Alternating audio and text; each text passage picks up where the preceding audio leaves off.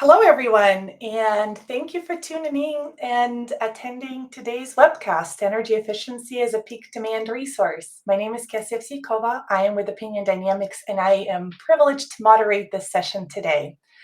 Before getting our speakers online here with their content, I would love to start the webcast today with a few housekeeping announcements and then quickly move on to our presenters.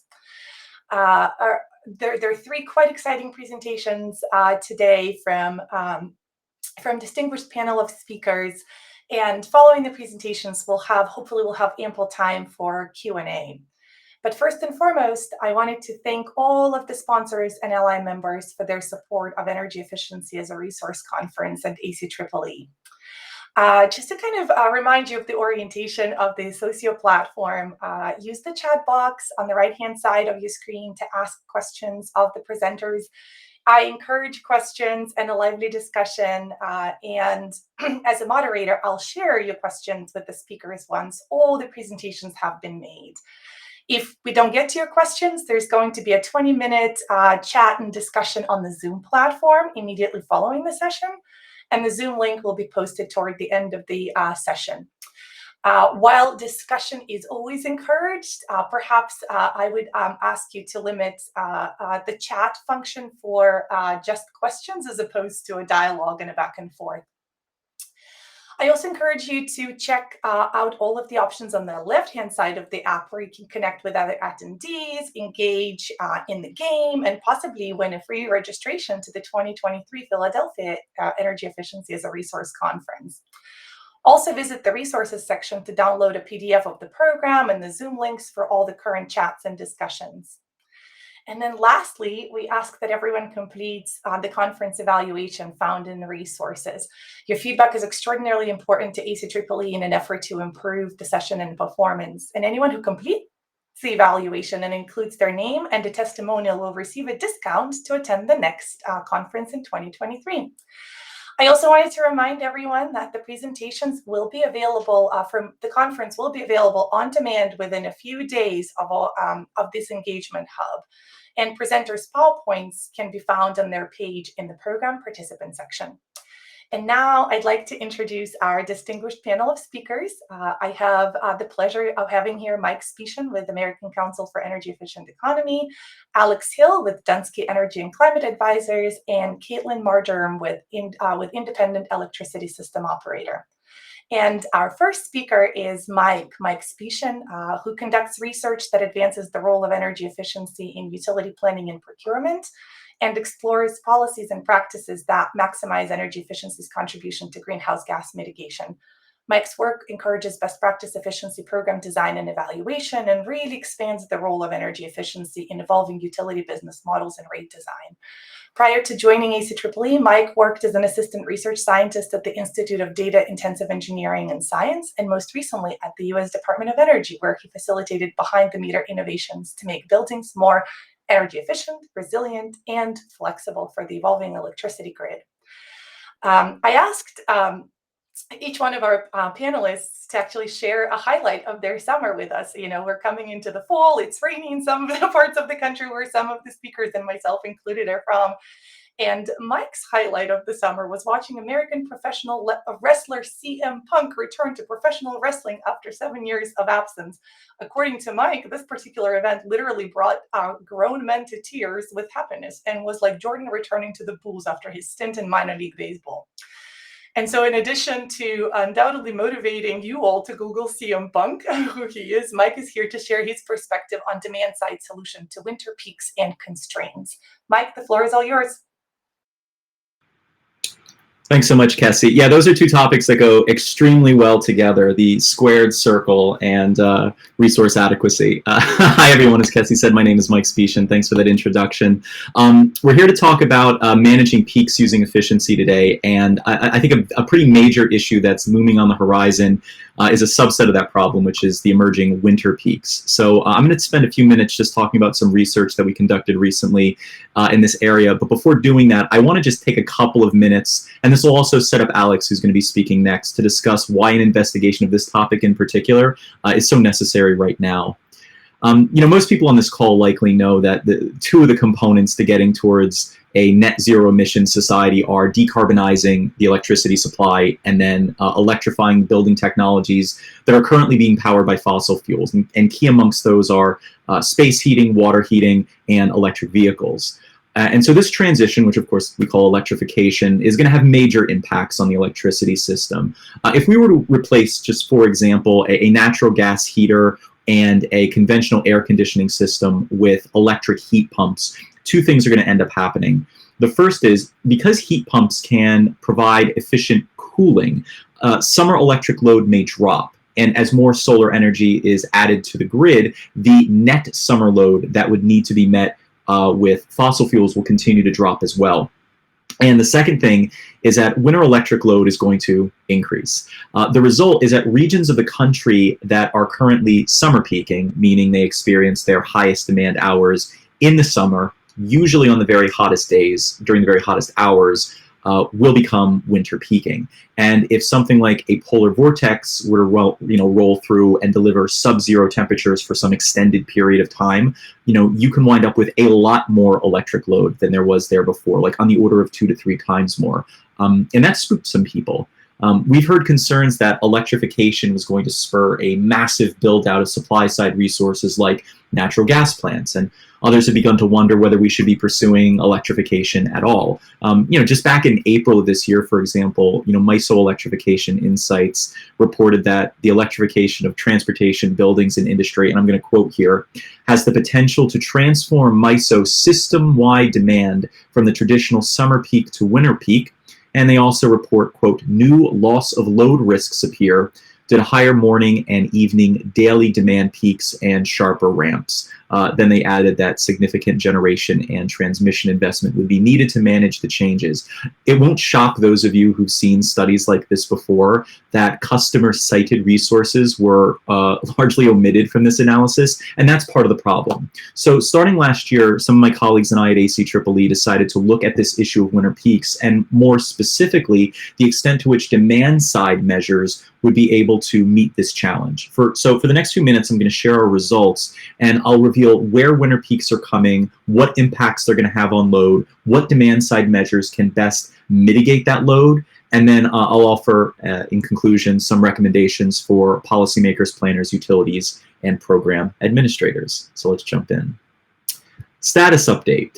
Right now, only a small fraction of North American utilities peak in winter, including many utilities in the Pacific Northwest, some in the upper Midwest, Vermont, Canada, and parts of the Southeast. But according to simulations from the National Renewable Energy Laboratory's Electrification Future Study, whose results we leverage a lot for this particular research, many states will trend towards becoming winter peaking by mid-century, including in locations like New England and the Mid-Atlantic. But even if a region doesn't actually become literally winter peaking, cold weather events can impose constraints on power generators as well. The impacts of these events have been felt in the form of fuel shortages, spikes in energy prices, calls to shed load, rolling blackouts, and even loss of life. Of course, we saw this most recently in Texas in February. And even though Texas experienced a record high level of winter demand, it actually didn't exceed the state's all-time summer peak. Nonetheless, and as I'll just show in a little bit, the challenges posed by events like these are just as amenable to demand-side solutions as those brought on by electrification. And so I think it's appropriate to consider them in combination. And the reason that this matters is that summer and winter peaks are different in a number of ways, and those differences matter.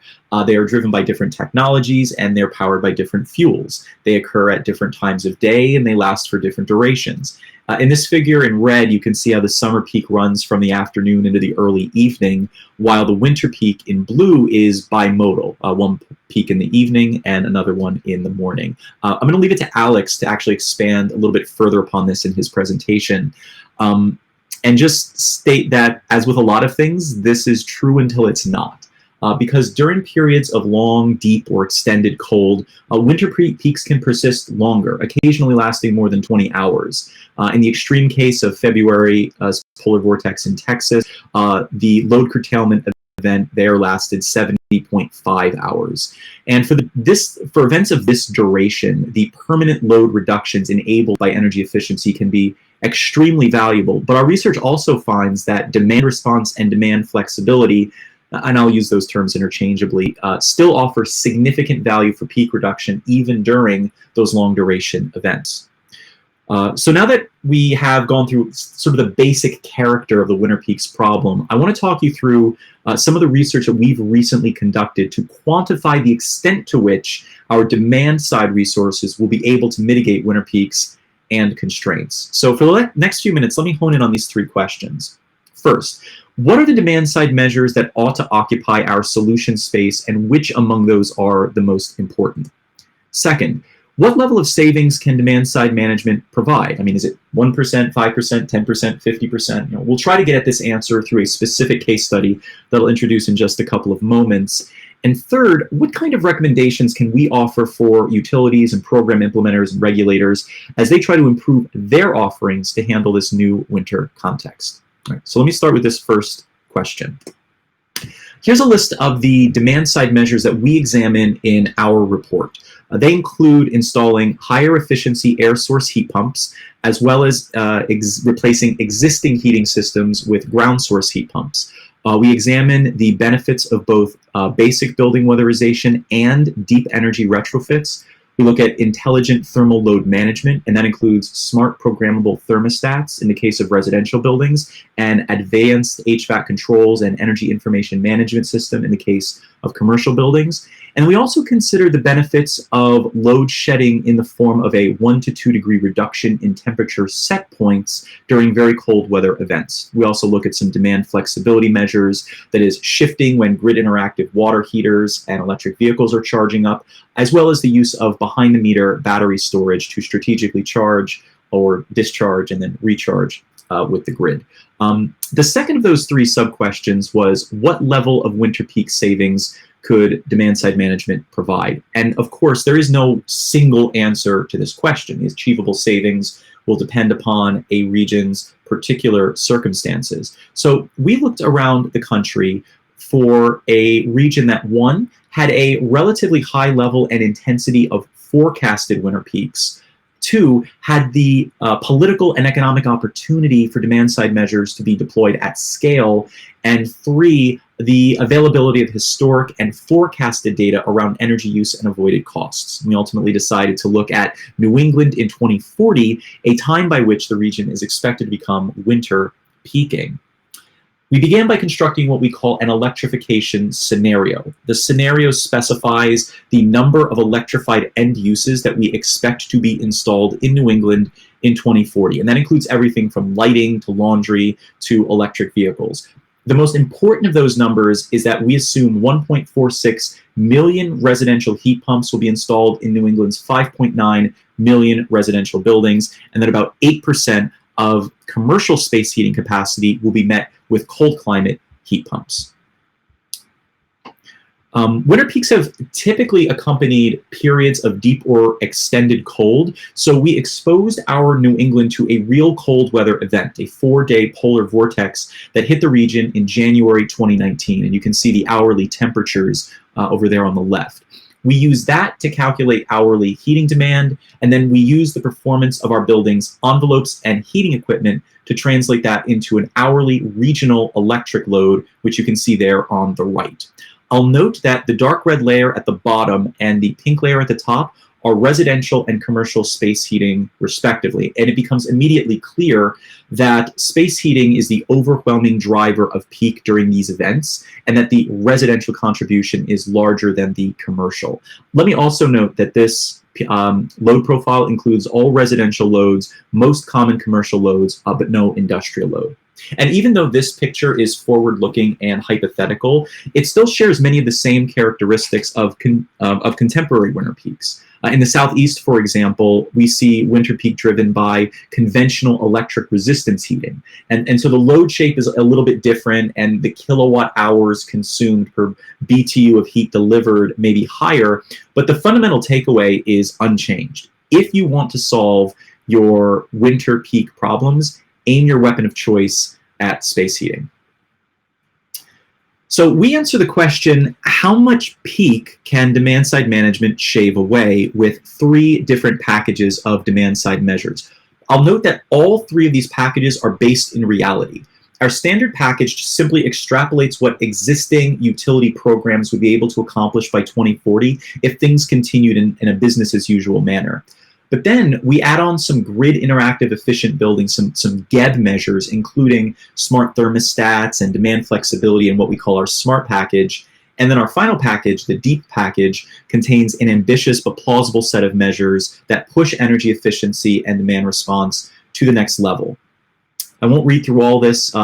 You'll have all have access to these slides in the Socio app and after the presentation, but I'll just note that our DR measures are essentially defined by the rules that govern when they discharge and when they must be, or by when they must be allowed to recharge. Measures in the deep package are mostly similar to those in the smart package, except that more building technologies end up participating. And so here are some quick results. The dotted line on the right represents the original load, and the red, yellow, and blue layers represent the space heating, electric vehicle, and water heating loads after applying demand-side measures. The gray contains all other loads. We find that continuing demand-side management business as usual could deliver peak savings reductions of between 6 and 7% for this modeled case. And then if we were to add in smart thermostats, demand response, and other GEB measures, peak savings rises up to about 12%. And then if we employ all of the measures in our deep package, we would be able to reduce peak by about 34%. You'll also notice that the water heating and EV load profiles have become more irregular, and that's a result of demand response being deployed to flatten local peaks. Another way to look at this, though, is by disaggregating the contributions of energy efficiency and demand response. So here we are back looking at the savings achieved through the smart package. And I'm just going to toggle back and forth between these 2 slides, and you can see the impact of our demand response measures. So again, in combination, our DSM was able to lower peak demand by about 12%, and about 1/3 of that reduction came by virtue of load shifting. If we do the same thing for the deep case, we see about 21% of the peak load reduction, or about 2,400 megawatts, is attributable to DR by itself. Of course, this model contains certain assumptions. There are things that we don't include, including thermal preheating of buildings. But I think despite all of that, and I can go through them if anyone on this webinar is interested, DR does hold a lot of potential for managing winter peaks even under high electrification scenarios. But what measures yield the greatest savings? Simply put, and by a large margin, those that reduce heating load. And of those, residential weatherization, shown here in light blue, lowered peak the most. And following that was improved cold climate air source heat performance, shown here, heat pump performance, shown here in red. We also found that this measure grows in importance as the number of heat pumps in our simulation increased and as temperature dropped. We also found that intelligent operation of heating equipment through residential smart thermostats, advanced rooftop controls, and energy information management systems, shown in green, can reduce winter peak demand to a lesser but still significant extent. The third of those 3 questions was, what steps should utilities and program administrators take to develop winter peak programs? Through our research, we observed that while the ability of energy efficiency and demand response to reduce summer peak demand is well proven through decades of utility program experience, using similar strategies to address winter peak demand is, by contrast, still emerging and largely untested. We were able to identify, however, a handful of utility DSM programs that we believe could serve as examples to others. In the interest of time, I'm going to skip over these examples, but if you're interested in returning to them, just let us know in the Q&A, and I'm happy to talk about space heating, smart thermostats, EV program examples, etc. But I do want to take a moment just to talk about an example from the state-owned electric utility Hydro-Quebec. This is a pricing program, and one interesting aspect is something they call rate DT, in which customers will enjoy a lower electricity rate throughout the year. Now, that includes summer, provided they have dual fuel systems and are able to switch to fossil backup during winter peak events. And in some situations, that actually might turn out to be the right play.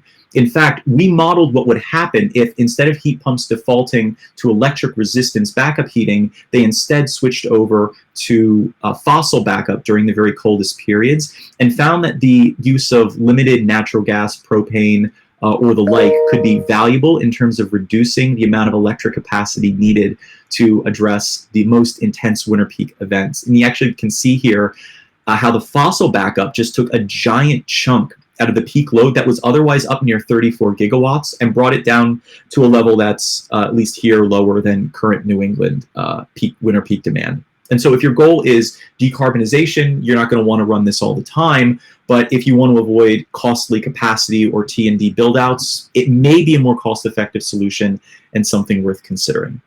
All right, so let me end quickly with some recommendations. If you're a regulator or a policymaker, some things that we can do are start creating requirements for utilities to establish goals for winter peak demand reductions in regions where winter peaks will have the potential to surpass summer peaks and available resources to meet winter peak demand would be insufficient. We also would require utilities to consider demand-side solutions when analyzing options to meet winter peak demands. Ensure that screening of DSM programs and technologies accurately and fully values the benefits of reducing winter peak demand, and encourage and approve, as appropriate in service territories where advanced metering infrastructure is in place, rate structures and pricing for electricity that incentivize customers to reduce winter peak demand, and then also support utility research and demonstration projects of demand-side solutions to winter peak problems.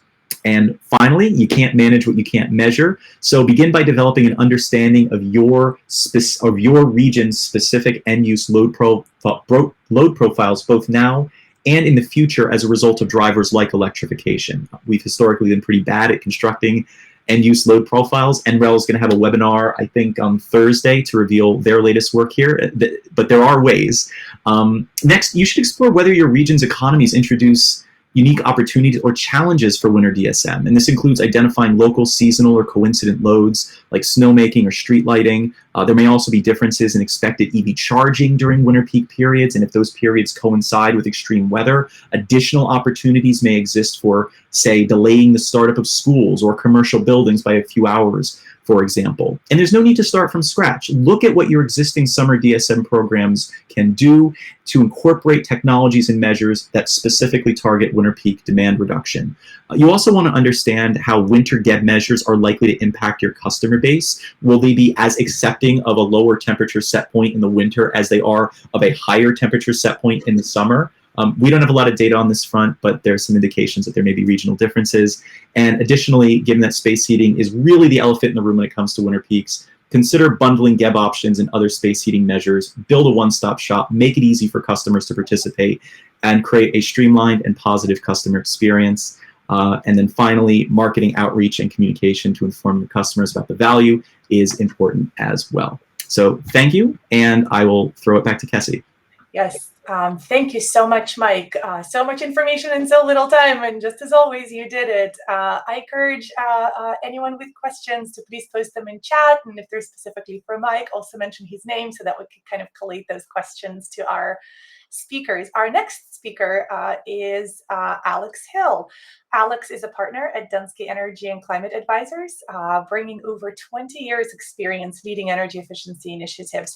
Alex leads not just one, but two Dunsky's practices. One of those practices is opportunity assessment practice, which focuses on delivering potential studies that quantify technical, economic, achievable potentials for energy efficiency, DR, heating, electrification, solar PV, electric vehicles, you name it. Alex also leads Dunsky's innovative financing practice, providing thought leadership for market assessment and innovative financing program designs and evaluation work. And while it's clear that Alex has his hands full on the work front, he also pursues some exciting activities outside of work, including whale watching. So I asked Alex what his highlight of the summer was, and for him it was seeing a bunch of humpback and beluga whales jumping out of the water in the St. Lawrence estuary and Saguenay. So, and today, Alex will be bringing us a chilling Games of Thrones-like, a riveting perspective on winter demand response with a little bit of a Canadian flavor. Alex, the floor is all yours. Great. Thank you, Kessie, and thank you for the introduction. And thank you, Mike, for your presentation. That's a great introduction to winter peaks. So I think I'm beginning the Canadian contingent of this panel, and I just, as has been pointed out, you're seeing increasing trends towards winter peaks south of the border. It's a reality we've lived with in many Canadian provinces for a number of years. So my objective today is really to share some of the insights we've gathered from conducting potential analysis and program design and evaluation in Canadian provinces, as well as some of the Northeast United States as well, and what insights that might provide that can help you as you're seeing the same trends in your jurisdictions. So I will advance through. I've already been introduced, so that's great. For those of you who are not familiar with Dunsky Energy and Climate Advisors, we're a specialized consulting shop based out of Montreal and Toronto in Canada, focused on buildings, renewables, and mobility work. But I'll continue going. So what I'm going to do is begin with, a little bit of our perspective on the winter peak evolution, some of the challenges it presents to peak load management, demand response, and opportunities for energy efficiency.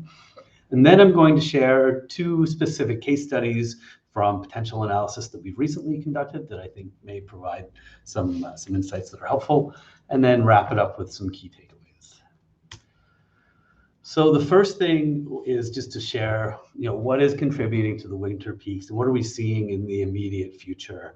Mike talked about a long-term time frame out to 2040, and how there could be a shift from summer to winter peaking across many jurisdictions in the U.S. And we've quantified as part of our potential analysis in a number of studies in the Northeast U.S. as well as across Canada, some of the specific impacts in the more immediate future in the next 3 to 10 years.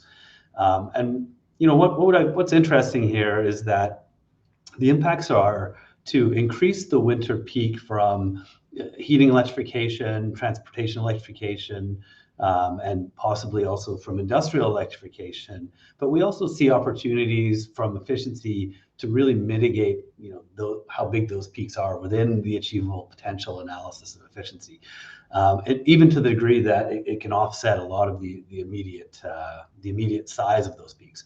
But there will be, regardless, a change to the winter load shape curves and a growing importance in managing that, as we're seeing in many jurisdictions. So a little bit of further detail on how you characterize the peaks. Again, I don't want to repeat too much of what Mike presented. The summer peak is characterized currently by late afternoon. It tends to be a long, multiple hours peak, relatively steep ramp up, and then declines when the sun goes down. What we're seeing typically in winter peaks is, the dual peak profile, driven as was pointed out by those electric heating loads, particularly the residential loads in the morning and the evening. But it's not just the dual peak that's a challenge, it's also the trough in between is not that deep. And I'll talk a little bit more about what that means when you try to design strategies to go after managing these peaks. I skipped ahead too far. To give a little bit more context, actually not all winter peaks are created equal. That we've noticed that there are really 3 types of peak load shapes that we're seeing. So we see these morning peakers that you see in this U.S. Southeast, where you have a lot of, as we say, high penetration of heat pumps or other types of electric heating, but not in the coldest climates, in the more mild climates. So they're sort of, being characterized by residential customers turning on heat in the morning and then going about their day. But the evening peak is much less because it's not as cold climate, and you have more solar gains. We see also afternoon peaker jurisdictions where there's high penetration of fossil fuel heating, but it's really those evening activities that are really driving that the evening peak. And then we see the twin peaking situations, which is northeast and northern and eastern Canada, where it's really the colder climates, and when you have very high electric heating penetrations, and often driven by resistance, resistance heating, which is not particularly efficient. And those are the real challenging load curves to go after. Some of the challenges we've seen are, the dual peak, as we sort of see it as a bit of long and wiggly, particularly after you try to throw some demand response or efficiency strategies at it. It becomes prolonged, and it's unclear exactly where you're going to get your overall net peak load reduction from, because it's sensitive to bounce back and pre-charge, particularly in that midday trough. As was pointed out, there are prolonged DR requirements, and that can lead to participation fatigue. If you ask somebody to reduce their set point on their heater for 2 to 3 hours, or in their air conditioner for 2 to 3 hours, that may be acceptable. But ask them to do it for 10 or 12 hours or longer, you may have a lot more override of that measure. And it can be difficult to apply dynamic rates that in a way that's meaningful and actually gives you ultimate peak load reduction. And I have an example to highlight that. Again, with winter, you have some safety and equity concerns with winter DR. Particularly again for low-income customers who might be encouraged from the economic incentive of joining the program, but would have many health and safety impacts from reducing heating for such long periods of time. And we have less experience with the winter DR. In Canada we have a fair bit of experience, but with the peaks, but not necessarily on using demand response approaches for going after them. And I think this is something that will be even more important south of the border in the US, where the winter peaks are new. So, the winter peak specific devices are less developed, there are fewer technologies, and the existing programs are very focused currently on going after summer peaks, some of which are transferable. And again, I'll use a case study to show what could be transferable and what may not be, but which isn't. So I guess our key takeaway is that you really need some deeper analysis and new strategies if you're going to go after your winter peaks. So let's dig into a couple of case studies here. So the first one is we did a number of studies in the Northeast United States in the last few years that included demand response as well as efficiency within the potential assessment. And so this is, I believe, six utilities across 3 states, sort of a combined assessment of that. And so what we did was we did a detailed analysis of their summer peak demand response. And then they asked, well, what if we wanted to translate that to other seasons? How much benefit could we get from that? Without necessarily coming up with new measures or new programs, could we just run these through other seasons? And they had reasons for doing it, such as, it's not just the absolute capacity charges that are important, but there are monthly charges on capacity that are also, particularly in the New England ISO market, that can derive benefits. But they didn't actually have those quantified in order to develop detailed avoided costs, which poses a challenge in order to determine what kind of winter peak dedicated measures would prove cost effective, which is why we were looking primarily at translating measures that were cost effective against the summertime peak load. So that covers points 1 and 2. And then the other challenge that they were facing was that if they were to take these existing programs and expand them over the whole year, that this would mean calling more events, and this could mean changing some of the contracts for demand response programs, but also change participation willingness. If it's one thing to ask people to participate 3 to 6 months a year, it's another thing to ask them for 12 months a year, depending on what your agreement is. So what did we? Oh, sorry, I'm skipping ahead, but. What we did is we mapped the existing technologies in their programs, and we said, okay, what can translate from summer to winter, and what are the missed opportunities by not including winter specific measures? And so the number one thing, the red box here shows that there aren't really any winter peaking solutions that are well suited to go after that space heating driven winter peak.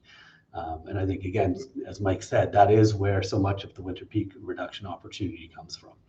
On the space cooling, again, primarily that's a summer peaking solution, although some of the C9 measures do translate to the winter, because there are many office buildings, for instance, that may be cooling in the winter months as well, particularly from the core of their buildings.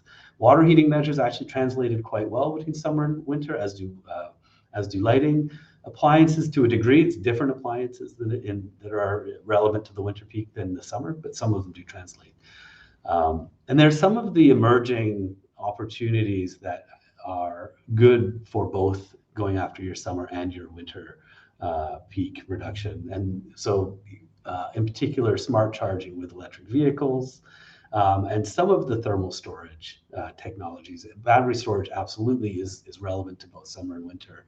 And thermal storage that may be using liquefied salts is one possible way of going about it. The ice or the bricks-based thermal storage, maybe not so much. So what did we find? We found overall, on average, that these utilities could achieve about 55% of the peak load reduction that they're seeing in the summer months that would translate to the winter. So it's more than we would have expected, I think. So there is a significant amount that does translate over, but it certainly isn't going to do the full job. And what was interesting is that winter peak, because it is driven more from the residential sector, very few of the residential sector measures actually translated over to the winter. So in a way, you need to go after new programs for the residential sector. Also, one of the conclusions that was not expected was that the heat pumps weren't actually giving as much wintertime benefits as we were hoping to see. We were hoping to see significant impacts from the replacement of electric resistance heating, but in fact, the adoption of electric heat pumps for electrification of fossil fuel heating, and also the fact that these climates were going to quite cold temperatures, meant that it was minimal reduction of winter peaks from heat pumps, in fact, in addition to the winter peak. So that's the first case study. The second case study, I'm going to talk a little bit about, required us to get deeper into the modeling and essentially get into hourly modeling and looking at sort of dynamic effects on the peak load. Many potential studies just take a peak hour reduction approach for assessing the potential, but we found that we had to apply an approach that accounted for the change in the load curve as you add each measure to the program mix in order to accurately see what the absolute load reduction is. And so in this case, on the right, I'm just showing a dual peak winter peak day profile, an example one. And while the measures might go after that morning peak, the absolute reduction over that winter peak day is actually much less, because there remains a significant evening peak. So we were looking at a province that was considering a time of use rates strategy to reduce its dual peak winter approach. And I'll just jump. I know I'm running it low on time. I'll jump straight to the results. So essentially, they had done some province-wide studies to address. They're highly capacity constrained in their distribution network, and they were trying to address this and had proposed some time of use rates. And looking at the winter peak, having that midday trough and the two peaks in the evening and the morning, they proposed a 4-to-1 ratio in the morning and evening, and then a 2-to-1 ratio of peak to off-peak pricing in the middle of the day, and then the lowest price overnight. But when we actually modeled that strategy, we found that the result was going to be to push so much of the load to the hour after people wake up and the last hour that they're awake in the day, that it would likely, according to the empirical modeling curves for time of use rate programs, it would actually lead to new peaks forming in the early morning and the late evening that exceeded the existing peak by 4%. So then we tested the other strategy they were proposing, which was to eliminate, allow more of the peak to migrate to the middle of the day. And again, that's the challenge of that midday trough being not so deep, was it actually resulted in a 1% increase in their net peak load on that day. So again, not a successful strategy to go after their transmission limitations. So in the end, what we found was they had to tailor their strategies to have a residential critical peak pricing in the morning and evening, and a non-residential time of use rate that knocked down the middle of the day rates, and also work on adjusting the contracts for their industrial curtailment rates, and actually in the end could achieve a 9% peak reduction. So this is a very granular and detailed example, but the idea is to really show some of the potential pitfalls of going after these, as we would call them, sort of dual peak or very shallow load curves. So what are the key takeaways from this? So, winter peaks are driven by different end uses and as such require different demand response approaches. The summer demand response programs measures don't necessarily translate to winter. About half of them do, but particularly in the residential side, you've got to find new programs and new solutions to go after it. And then I guess our last is, beware of the long and wiggly load curve. It's really tricky to go after. And some of the solutions that make sense in the summertime, steady rise and steady fall, late afternoon load curve have unpredictable impacts on the winter load curve. And you really need to dig deeper and make sure your analysis is asking those what-if questions to the deepest level possible. And with that, I think I've reached the end of my time, probably a few minutes over, my apologies. And I'll pass it back to Kessie to introduce Caitlin. Great. Thank you so much, Alex. I really loved your closing slide. I was hoping to see a twin peak, but I only saw a single peak. But it was a very creative. Great presentation. Now we'll hear from Caitlin Marjoram, who will share insightful learnings from deploying Ontario's energy efficiency auction pilot to test auction-based mechanism for procuring EE capacity. Caitlin works on the IESO Energy Efficiency Market Research and Planning team, where she manages applied research projects, including the 2019 Achievable Potential Study, residential and commercial end-use surveys, and targeted customer segment engagement projects.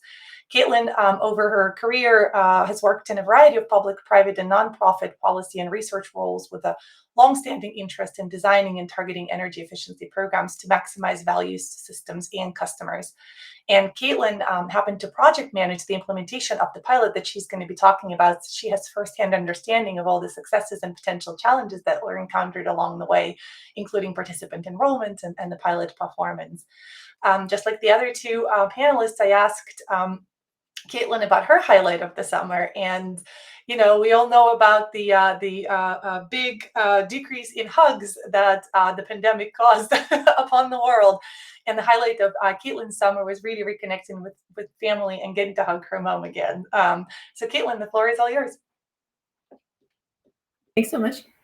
Thanks so much, Kessie. Really appreciate that. I forgot to mention, I should have mentioned to you that in follow-up to Mike's highlight, that we do have a very, I would say, vibrant amateur wrestling culture in Toronto. And I used to be a big fan, but haven't made it back out to any of the matches since the pandemic. I'm not ready for that yet, but we're getting there. So thanks very much for the intro. Yeah, my name is Caitlin, and just a bit about the IESO. We're the power system operator in Ontario, so we're responsible for managing the power system in real time, planning for the province's future energy needs, and as of 2019, we're also responsible for centrally delivering energy efficiency programs for the province of Ontario. So yeah, this is the first time that we've run an energy efficiency pilot in Ontario. I'll just share a little bit of background, a couple of key insights, and then happy to field any questions about the details of the pilot. But with this project, we're basically building on some experience we've had with demand response in Ontario, which started in the previous decade as a standard offer program. And then we later transitioned it to a DR auction, which was further expanded to include a broader scope of resources. So that's now our capacity auction.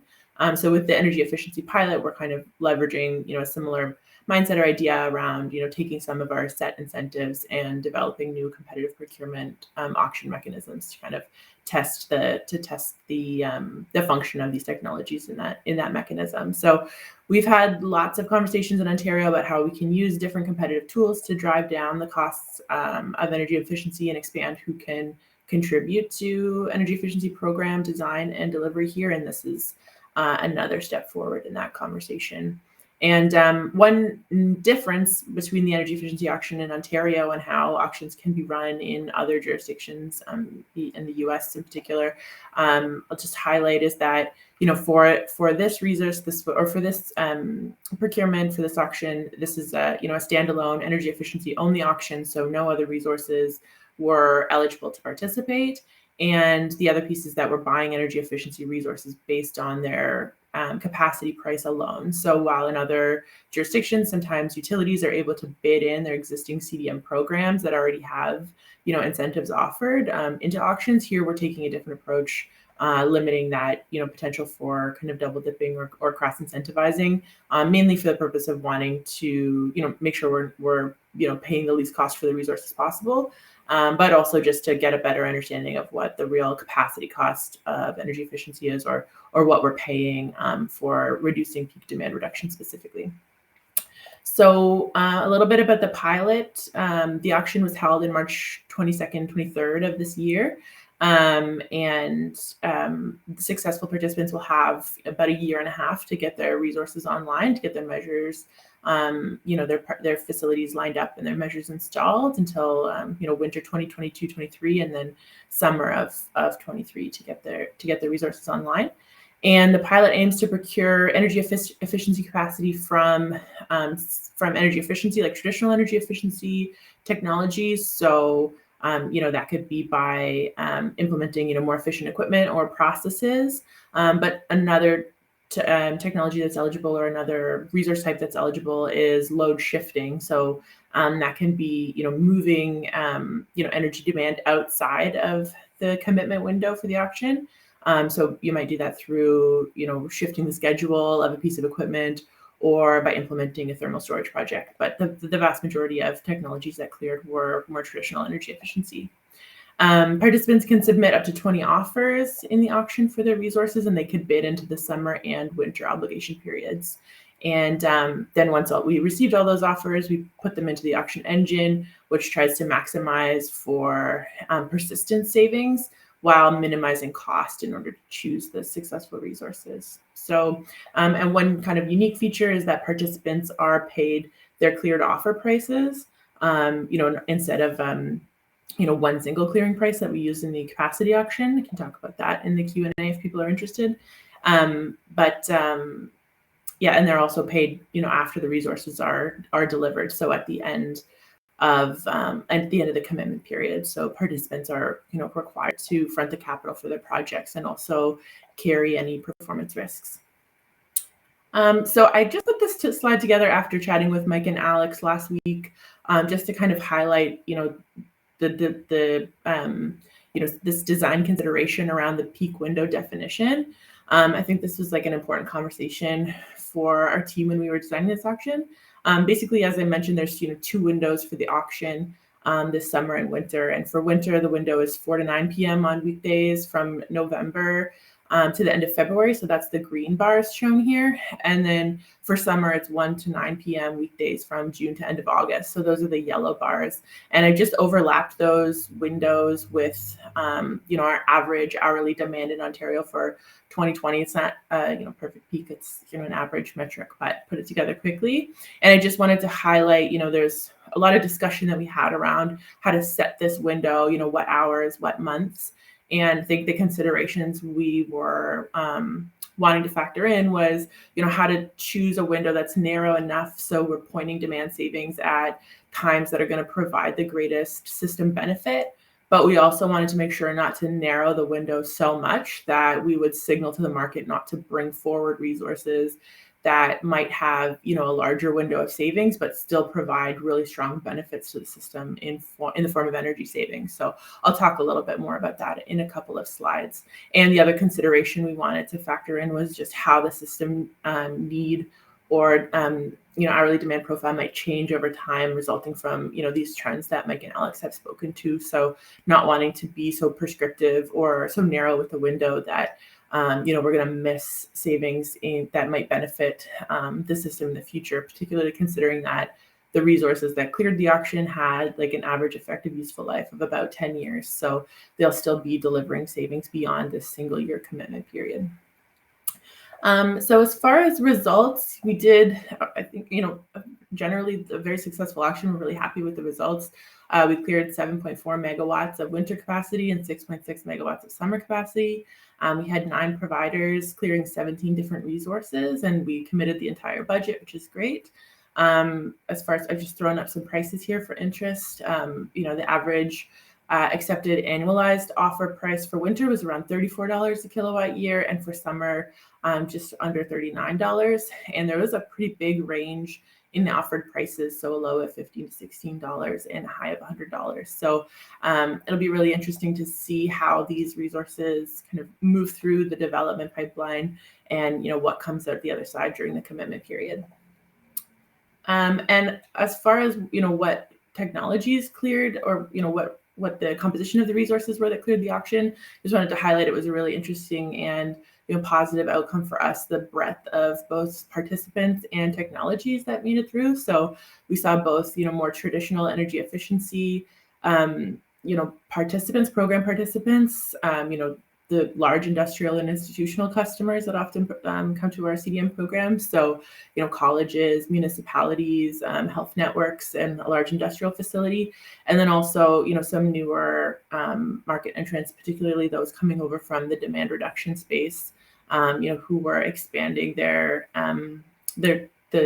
technology and resources to include energy efficiency as well as just demand response. So that was a nice outcome. And then as far as technologies, we did see like a pretty wide breadth of technologies coming through the auction. So both more traditional energy efficiency technologies, lots of lighting, and almost all of the lighting resources do come with some kind of control technology. And then other more traditional measures like smart thermostats, chiller compressors, VFDs, and pumps. And then we did see a couple of larger custom projects come through. So one large compressed air pipeline replacement in an industrial facility, and a thermal energy storage system that's at the college, at the Mohawk College of Applied Arts and Technology. So that's exciting to see as well. And we're looking forward to seeing how these resources develop. And another kind of interesting outcome I wanted to speak to is just this preliminary cost effectiveness.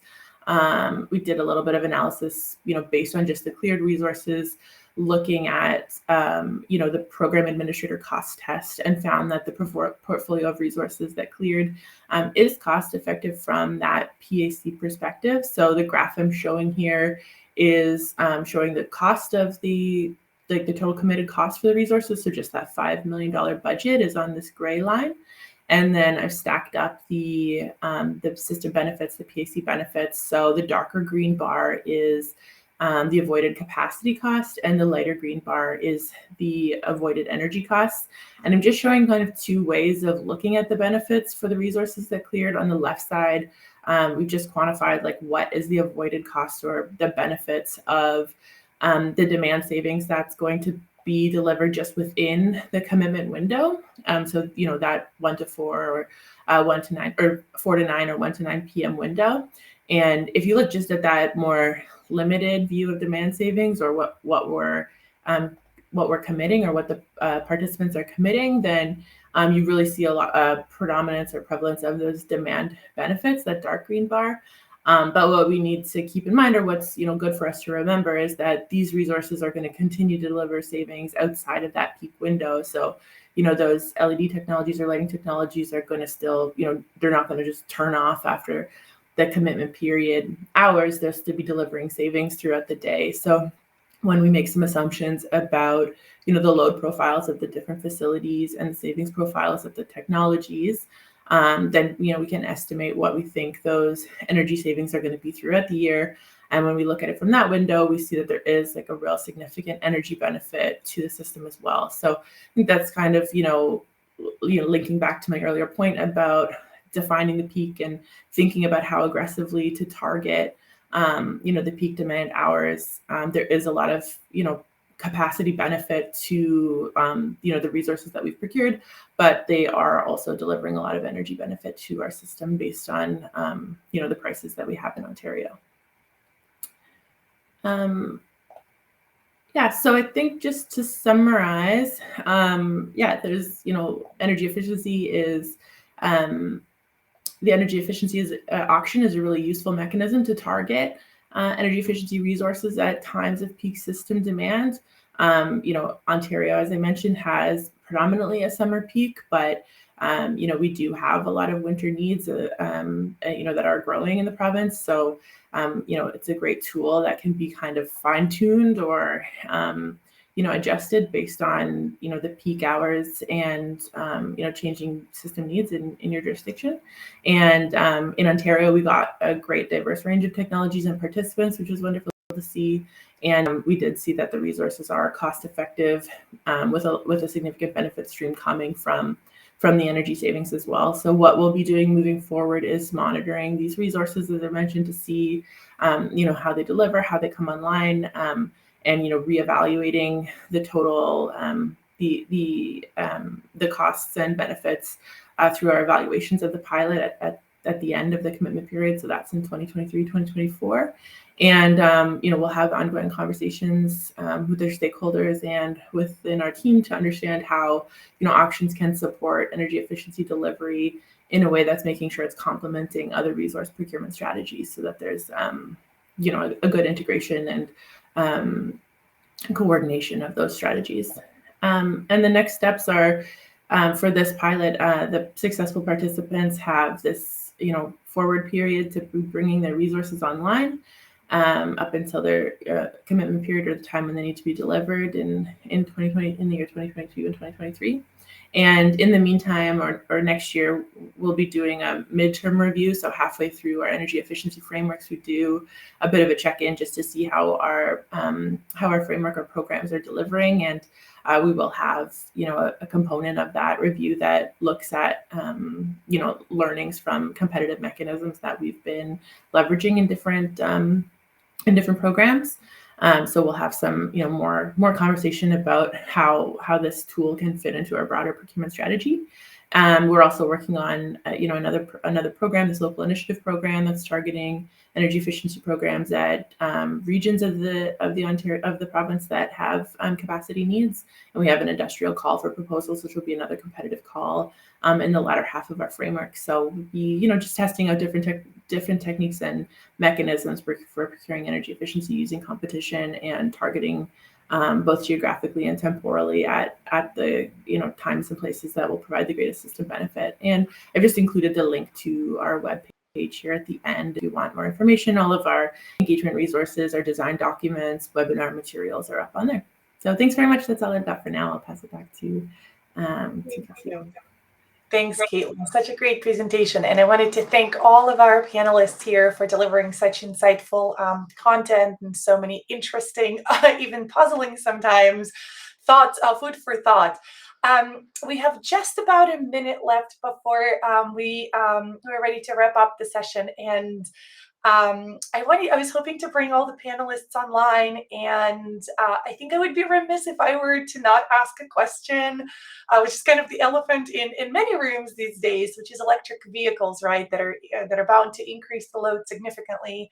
And when it comes to winter DR and the potential for placing electric vehicle charging on some sort of a TOU rate, the impact that it may have on kind of the shifting of the peaks and on kind of managing those peaks. This may be more of a question to Mike as well as Alex, since you've kind of had a chance to dig in your studies and in your research into EVs as a technology that could offer some DR potential. But I was hoping to hear your thoughts on the topic of EVs, TOUs, and shifting of the peaks. Yeah, it's a better answer than we have in this forum. So I have a quick answer and say that if we're talking about the peakiest of the peaks, like the polar vortex type events, electrified space heating, the contribution to load from electrified space heating is going to dwarf that electric vehicle charging. And there's a number of caveats to want to get into it in the Zoom chat. I'm happy to. Sure. Yeah, and I can add that we've not just looking at the biggest peaks, but just in general, when we've looked at overlaying electric vehicle managed charging and pushing that into the nighttime, it doesn't create a middle of the night peak. We've never seen that happen. I think it backs to what Mike's saying as well. I think if you can move your EVs to the nighttime, You might have a bit of a risk if you get too many people charging them at work in the middle of the day as a result, but if you can move them to the nighttime, it should be fine. Very helpful, thank you. You should have, I think we're at time here. There is a Zoom platform link in the chat, and we're inviting those of you who want to ask additional questions to Caitlin and Mike and Alex to join the Zoom and continue our discussion. I think we'll have another 20 minutes or so in the discussion, if I'm not mistaken. So we're happy to continue that. In addition to this, to the set of presentations. Thank you everyone for joining and for attending ACEEE conference. I hope you're enjoying it. Don't forget to provide ratings, to assess our performance, and to offer suggestions. Thank you.